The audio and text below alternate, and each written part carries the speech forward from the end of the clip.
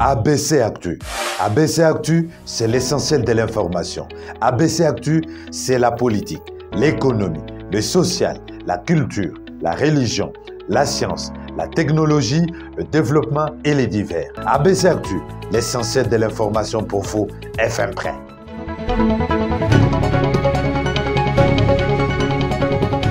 Vous avez choisi pour vous informer, nous vous en remercions. À la une de l'actualité, ouverture ce vendredi du sommet spécial sur la situation de l'Est de la RDC à Addis Abeba. Le chef d'État membre de l'EAC en pourparlers sur le financement du cantonnement de troupes M23 RDF. Le détail à suivre dans ce journal. Christophe Mbosso, président de l'Assemblée nationale, a accordé une série d'audiences sur la situation sécuritaire en Ituri, mais aussi sur le droit de l'homme. De propos à suivre dans ce journal.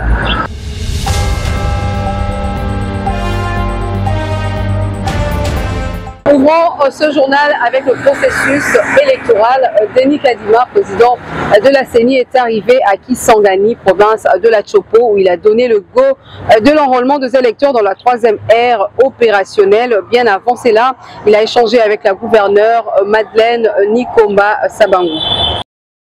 Au cours de ces échanges de plus d'une demi-heure, Maître Madeleine Nikomba Sabango, gouverneur de la Tchopo, souhaite la bienvenue à son hôte. Occasion pour les deux personnalités de passer en revue les questions liées au processus électoral dans la province de la Tchopo, située dans la 3e ère de l'opération d'identification et d'enrôlement des électeurs. Denis Kadima. Une visite de courtoisie durant laquelle on a fait des tours d'horizon pour avoir une idée sur les aspects sécuritaires et les aspects relatifs à la préparation. Très réceptive aux préoccupations du président de la Commission électorale nationale indépendante, Maître Madeleine Nikomba Sabango lui rassure de son accompagnement en vue de la réussite de cette opération dans la Tchopo. Ce qui permet au président de la CENI d'appeler les Tchopolais à se faire enrôler car l'opération ne dure que 30 jours à partir de ce 16 février 2023. À la population, c'est de s'enrôler en masse. Parce que d'abord un devoir civique et ce processus débouche non seulement la délivrance de la carte d'électeur, mais aussi la carte d'identité. Juste après, les deux personnalités visitent ensemble les centres d'enrôlement de l'ISP Kisangani. Ici, devant la gouverneure de la Tchopo, Maître Madeleine Nikomba Sabango, le président de la Commission électorale nationale indépendante échange avec les agents électoraux, question de les encourager en vue du bon déroulement de cette opération dans la Tchopo.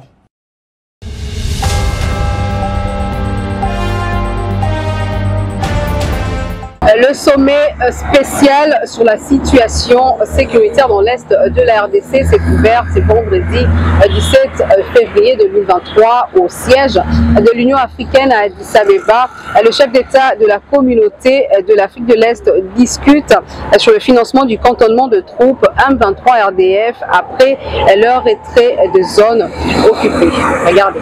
Arrivé dans la soirée du jeudi 16 février à Addis Abeba, la capitale éthiopienne, Félix Antoine Tshisekedi Tshilombo a assisté ce vendredi 17 février à l'ouverture du sommet spécial de la communauté de l'Afrique de l'Est élargie à l'Angola. Y prennent part président William Ruto du Kenya, Joao Lorenzo d'Angola, Paul Kagame du Rwanda, Evariste Ndayishimiye du Burundi, Suluhu Hassan de la Tanzanie, Félix Tshisekedi de la République démocratique du Congo, Yoweri Museveni de l'Ouganda et le Sud-Soudanais Salva Kiir sont représentés au niveau ministériel.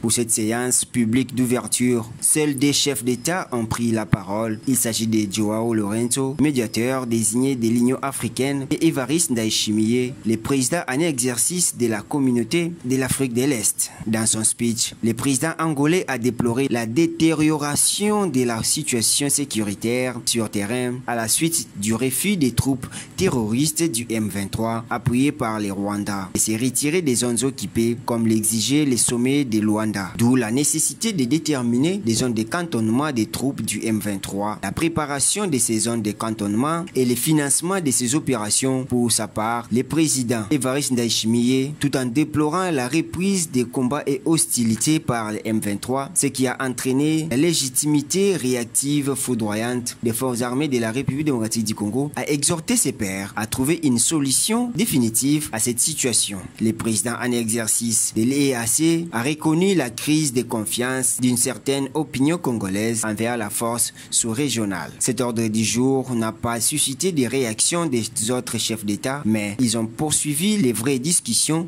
à huis clos. Notez que le président Félix Antoine Tshisekedi est accompagné du vice-premier ministre, ministre des Affaires étrangères, Christophe Lutundula, et un communiqué final devra sanctionner ces sommets.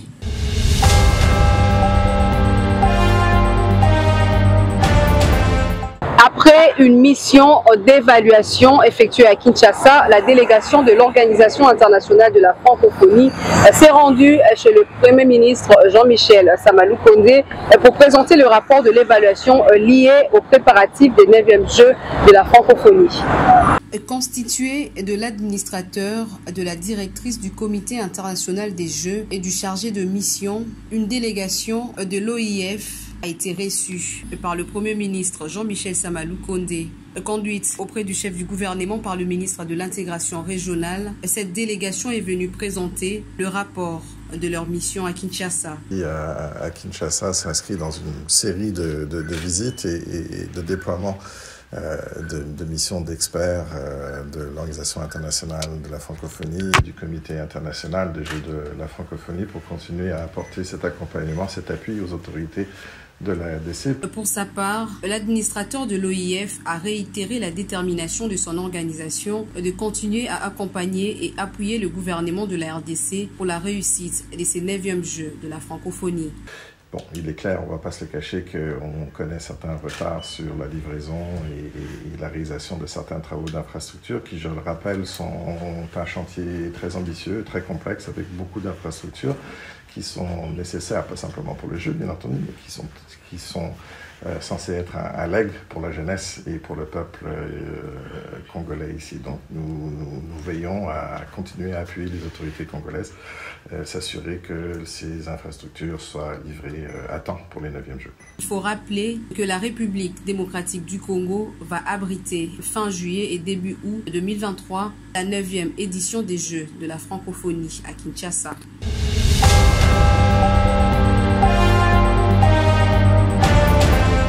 Situation sécuritaire générale en Ituri et discussion autour des droits de l'homme. Christophe Mbosso a accordé une série d'audiences jeudi 16 février dans son cabinet de travail.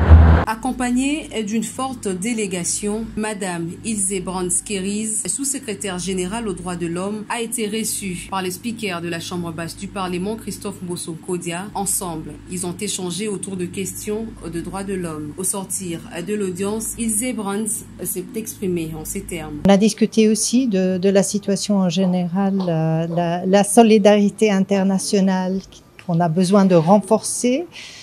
Pour voir vraiment ce qui se passe dans ce pays en ce moment et inclut aussi la grave situation à l'est du pays.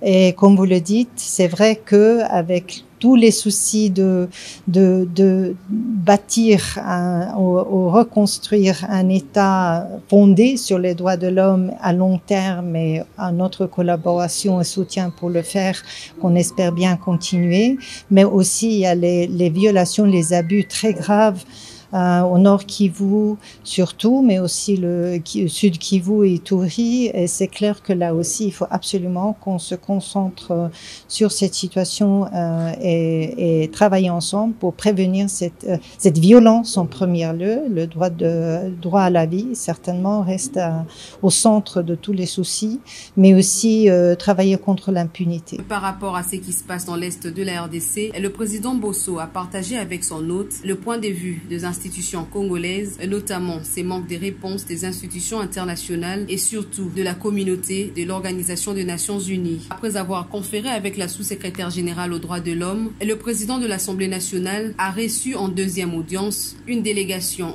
du G5, structure qui regroupe les 5 communautés victimes d'atrocités en province d'Ituri, conduite par Christian Uteki Udongo, porte-parole du G5. Ces derniers séjournent à Kinshasa où ils avaient débarqué pour rencontrer le pape François qui a visité le pays du 31 janvier au 3 février. Après échange avec Christophe Mosso, ces derniers ont indiqué qu'ils sont venus présenter la situation sécuritaire générale en province de l'Ituri où sévit un massacre à grande échelle depuis 2017. C'est un massacre à grande échelle depuis décembre 2017 jusqu'à ce jour. L'essentiel de nos membres sont atrocement tués et abattus par les hors-la-loi qui se sont regroupés au sein des 2 groupes armés principalement qu'on appelle Codeco et FP Ketinek-Lim, et ils collaborent malheureusement avec d'autres groupes étrangers qui sont les ADF Nalu ainsi que les Hutu-Rwandais qui sont regroupés au sein de ce qu'on appelle les Banaboucha. Mais principalement à cette période électorale, nous voudrions bien que nos membres soient enrôlés, mais cette fois-là, lorsqu'ils seront enrôlés, qu'ils soient enrôlés au nom et pour le compte des entités d'origine pour lesquelles ils ont fui. C'est la prévision de toute occupation illicite et illégale de nos terres par les étrangers qui occupent nos terres. Et nous avons dit aussi à M. le Président de l'Assemblée nationale que la population iturienne, elle n'est pas contre toute la volonté, la vision du chef de l'État, entre autres, à ce qui concerne l'état de siège, mais il y a un problème aussi qui concerne les animateurs. Qui sont en train de faillir lamentablement dans la restauration de la paix et de la sécurité pour les Itouris. En réaction, l'honorable président a promis de transmettre les attentes des Itouriens au chef de l'État parce que c'est lui le décideur suprême pour ce qui concerne la mise en œuvre de la sécurité en cette province. En parlant des animateurs, le porte-parole pointe du doigt tous les animateurs à différents niveaux de cette province sous état de siège. Pour rappel, le G5 regroupe les communautés Alour, Ema, Mambissa, Ndoké et Nyali Kilo, lesquels sont massacrés par ces groupes de miliciens.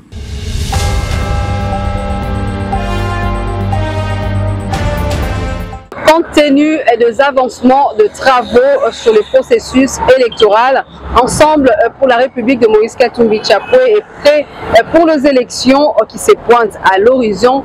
De détails que nous donne Urbain Kabeya. Ensemble pour la République de Moïse Katumbi Chapoué est prêt pour les élections du 20 décembre prochain. C'est l'essentiel à retenir de la réunion hebdomadaire tenue le jeudi 16 février 2023, présidée par le secrétaire général Dieudonné Bolengetenge Balea. D'autres questions en rapport avec l'actualité ont été passées au peigne fin. La réunion d'hier a porté sur 4 points. Le premier point, c'était une communication du secrétaire général par rapport à l'actualité de l'ère et par rapport à certaines préoccupations du parti. Et le deuxième point a porté sur les rappels des dossiers de nomination dans les organes du parti. Comme nous l'avons suivi récemment, le président national venait de nommer des délégués généraux du parti et ces nominations-là doivent être accompagnées d'autres nominations en vue de boucler l'étape des nominations tant au niveau des instances nationales. Et troisièmement, nous avons parlé du processus d'enrôlement où quelques dispositions ont été prises en vue d'accompagner ce processus qui s'étend sur toute l'étendue de la République, parce qu'il y a eu la première zone qui a commencé, la deuxième zone, et d'ici là, dans quelques jours, ça sera la troisième zone.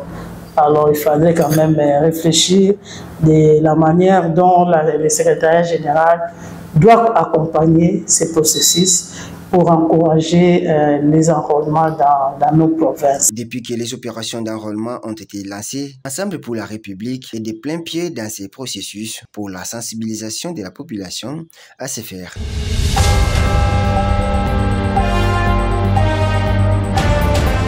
Les États-Unis au bureau du président national de Ensemble pour la République à Lubumbashi. C'est le haut représentant du Grand Katanga, honorable Christian Mwando, qui l'a reçu. Regardez. En pleine tournée dans le Katanga pour s'enquérir de l'évolution du processus électoral en République démocratique du Congo, le conseiller politique de l'ambassade des États-Unis a visité le siège national du parti cher au président Moïse Katumbi. Reçu par l'honorable Christian Mwando Kabulo, délégué général en charge des finances et mobilisation des ressources, William Echol a, aux côtés de quelques cadres du parti, visité l'ensemble des bureaux du siège national.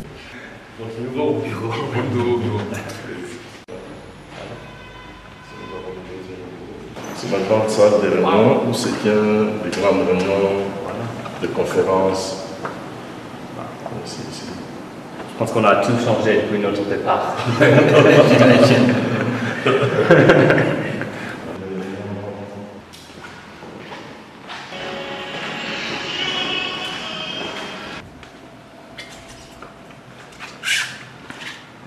Peu avant son départ, le conseiller politique de l'ambassade des États-Unis a eu un entretien dans la salle de réunion. Oui, j'étais très heureux de venir au siège du parti ce matin pour échanger avec l'ancien ministre à propos du processus électoral qui est en train. Comme partenaire, les États-Unis souhaitent soutenir un processus qui se déroule dans une ambiance apaisée et avec le maximum de transparence, de crédibilité et d'inclusivité. Nous avons beaucoup aimé échanger avec les représentants du parti et de comprendre les activités du parti et les espoirs pour cette année électorale. L'honorable Christian Mwando Kabulo revient sur les questions essentielles. Oui, nous avons eu la visite du conseiller politique de l'ambassade des États-Unis aujourd'hui qui est en tournée dans le Katanga pour s'enquérir un peu de l'évolution du processus électoral, surtout en cette période d'enrôlement. Nous avons fait part de certaines de nos inquiétudes, notamment en ce qui concerne la lenteur au niveau de l'enrôlement et la nécessité qu'il y aura d'avoir un équilibre au niveau de la CENI. Et donc, nous avons échangé sur tout ça. Et donc, les États-Unis ont donné leur disponibilité à nous accompagner pour que ces élections, ce processus électoral soit inclusif, transparent et apaisé. Et au bout de cette discussion, nous sommes sortis satisfaits des différentes propositions qui nous ont été faites et que nous avons données aussi pour l'accompagnement des États-Unis. Comme ses prédécesseurs, il a tout de même mentionné quelques phrases au mur pour immortaliser son passage au bureau politique du président Moïse Katumbi.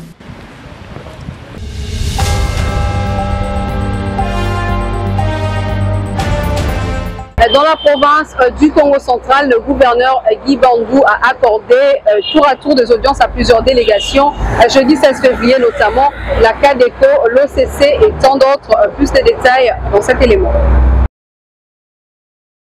C'est dans le cadre d'une bonne collaboration déjà existante entre l'exécutif provincial et la Caisse d'épargne du Congo CADECO que le directeur général adjoint de cette banque, Christian Louvoiseau, est reçu par le gouverneur de province, Dr Guy Bandou Ndungidi. Au centre de leur discussion, la relance des activités de la CADECO à travers le pays, notamment au Congo central. Bref, c'était de faire avec lui un bref aperçu sur la CADECO, c'est notre mission qui nous était assignée, de chercher à relever un peu la CADECO. Et dans ce cadre-là, on a échangé pour que notre représentant, ici présent, dans son travail, dans ses tâches, qu'il puisse, en cas de problème, en cas de difficulté, avoir de facilité à rencontrer le gouverneur pour, bien sûr, des voies et moyens pour les solutions. La CADECO, c'est la seule banque nationale qui nous reste. Elle est pratiquement installée dans toute la République. Alors partout, on cherche à relever la CADECO, comme dans le Congo central. Elle est à Tchela, à Mwanda, à Boma, à Kimpangu, un peu partout là. Alors on voudrait vraiment que ça redevienne comme avant, parce que en relançant la CADECO, ça profitera sur le développement de la province. Autre délégation reçue est celle de l'Agence nationale d'électrification ANSER en sigle, venue présenter ses civilités à l'autorité provinciale Dr Guy Bondundungidi. Et c'est avant de débuter leur mission en province. Le chef de l'exécutif provincial s'est également entretenu avec Madame Christelle Mouabilou, directeur général adjointe de l'Office congolais de contrôle. Celle-ci est venue présenter ses civilités, mais également faire part de l'objet de sa mission au Congo central. Enfin, le gouverneur de province, Dr Guy Bondundungidi, a conféré avec la délégation de l'Agence des zones économiques spéciales AZER sans sigle, sous la conduite de son directeur général Hippolyte Magogo. Quelques heures avant la tenue d'une grande réunion avec le responsable de ces services de la présidence de la République dans la salle de conférence au 4e niveau du bâtiment du gouvernorat.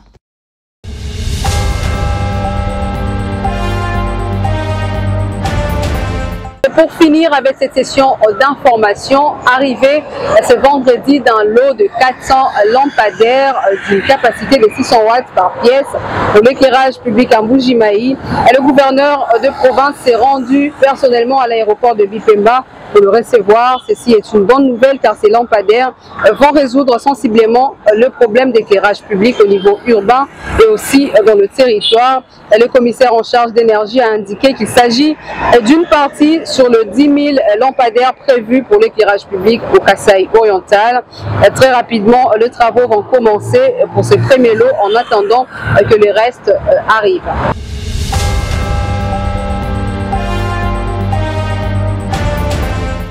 C'est la fin de cette session d'information. On passe au rappel de titre. Ouverture ce vendredi du sommet spécial sur la situation de l'Est de la RDC à Addis Abeba.